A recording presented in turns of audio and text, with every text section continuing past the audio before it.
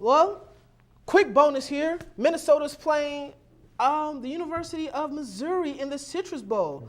Ty, who do you have winning this game? Minnesota alum here, but where did Missouri, what conference are they playing? That would be the Southeastern Conference. Who was in the championship game? That would be them in Alabama. Okay, and they lost to Alabama, who is in the college football playoffs, right? Exactly.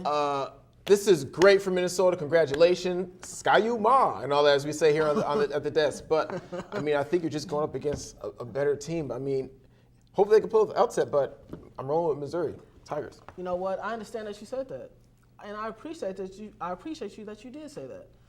But I'm going to go with the Minnesota Gophers. And the reason being is because I think their run offense can slow down the pass rush of Shane Ray and company of Missouri. So I'm going to go with Minnesota. It's going to be a tight scoring game. It's going to be a low scoring game.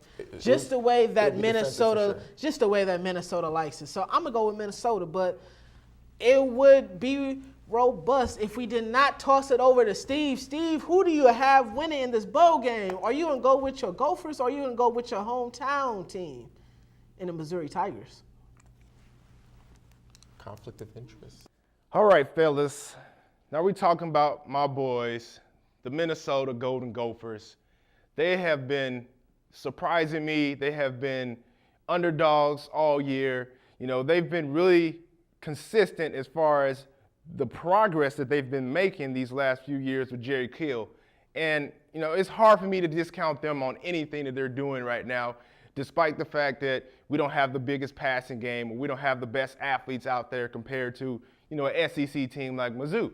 But the simple fact is, you know, we have a team that believes in themselves, believes in the coaching staff, and always comes up with a big play when you least expect it. You know, I believe our running game is going to be great.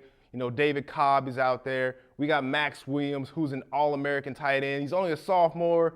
You know, if we can get him the ball a couple times, he can make some impact plays. We just got to figure out a way to keep the defense honest, because obviously they're going to kind of stack the box and try to come after David Cobb. But as long as we can kind of, you know, spread the ball a little bit and kind of keep the defense honest, then we can probably control the clock, you know, take this game for what it will be and possibly get a win. My only concern is Matty Mock. You know, he's been killing it in the SEC. He's a great quarterback. We just got to keep him under wraps. But the good thing about it is our defense, like I said before, is very underrated, and they've been playing superb all year. They've been keeping us in games for the last 2 years, if you look at it. And I believe we're going to pull off this victory, man. We haven't been in the January 1 Bowl since 1962, which is a very long time.